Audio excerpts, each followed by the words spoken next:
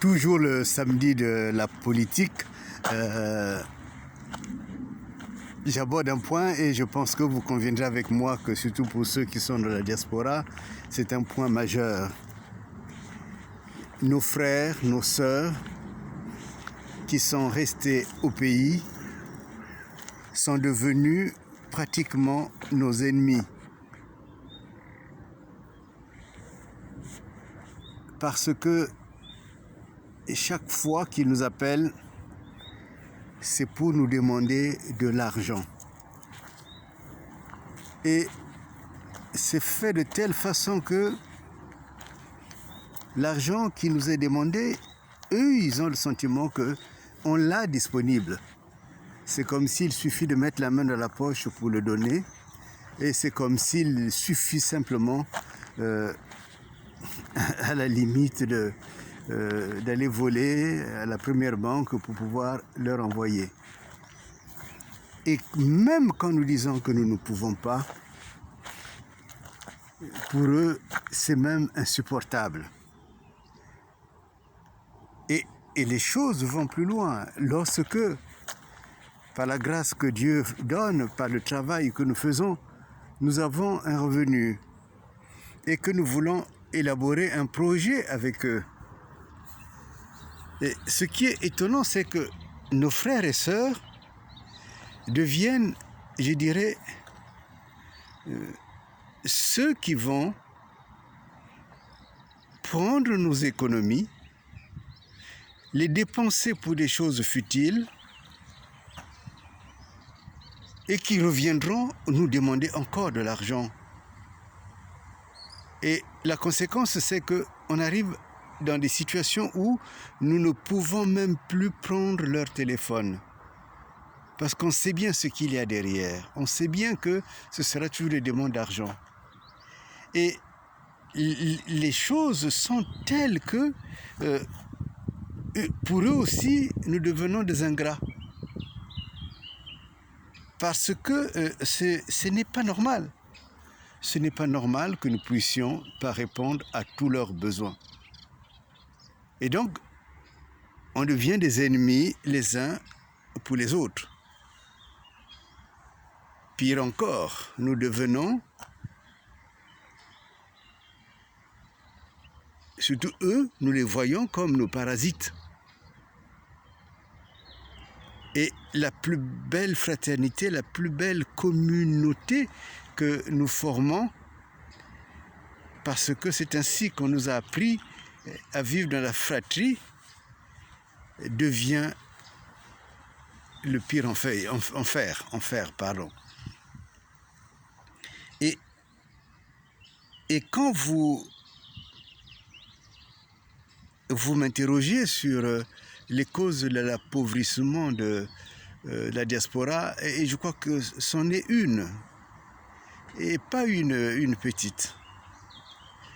Alors, la question qui est justifiée, c'est de dire comment s'en sortir. Il y en a qui s'en sortent en abandonnant carrément sur le bord de la route leurs frères. Il y en a qui s'en sortent en acceptant finalement cet appauvrissement. Mais il y a peut-être une troisième voie. La troisième voie, elle m'a été un peu lancée en défi par un confrère qui était en faculté de théologie avec moi et qui était là-bas en tant que coopérant. Et il m'a dit, mais tu sais Dominique, il est très facile de devenir très riche au Congo. Alors, vous imaginez bien que mes yeux étaient écarquillés et je voulais bien savoir où est-ce que lui, il a trouvé la richesse. Et ce qui est étonnant, ce qui est vraiment étonnant, c'est qu'il m'a dit, mais tu sais, j'étais là-bas, mais en un mois, j'ai jamais eu autant d'argent que j'en ai eu au Congo.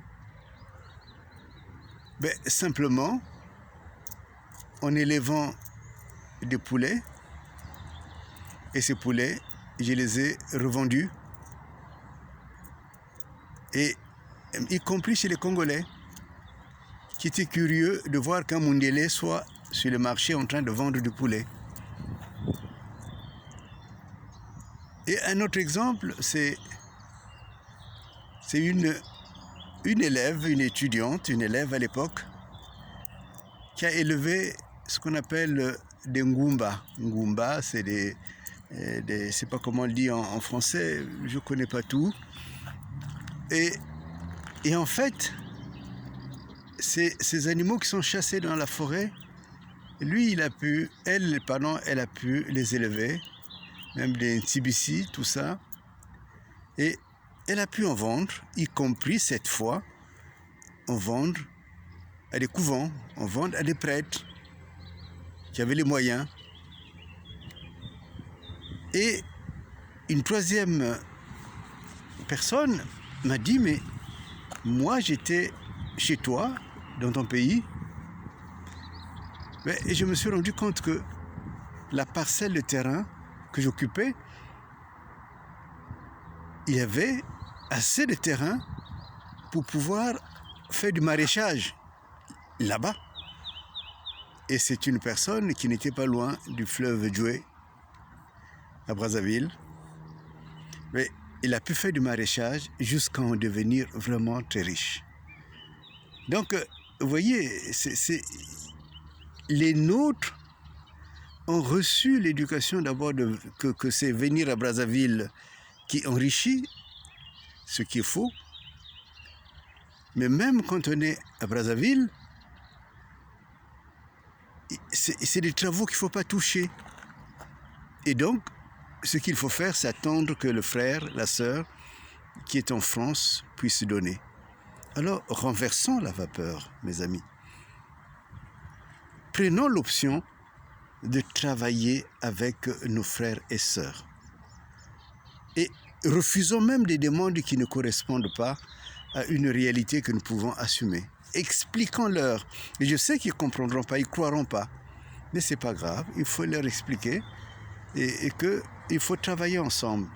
Nous allons nous faire escroquer, mais parfois même, peut-être il faut mettre des unités avec des gens qui sont là comme des contremaîtres, qui travaillent avec nos familles jusqu'au moment où il y a une émancipation mentale et qui permettra de pouvoir vendre, développer ce que nous faisons de telle façon que la richesse nous vienne de là-bas et pas forcément d'ici, parce que ici, à l'étranger, avec les conditions de vie, nous sommes parfois plus pauvres que ne devraient être ceux qui sont au Congo.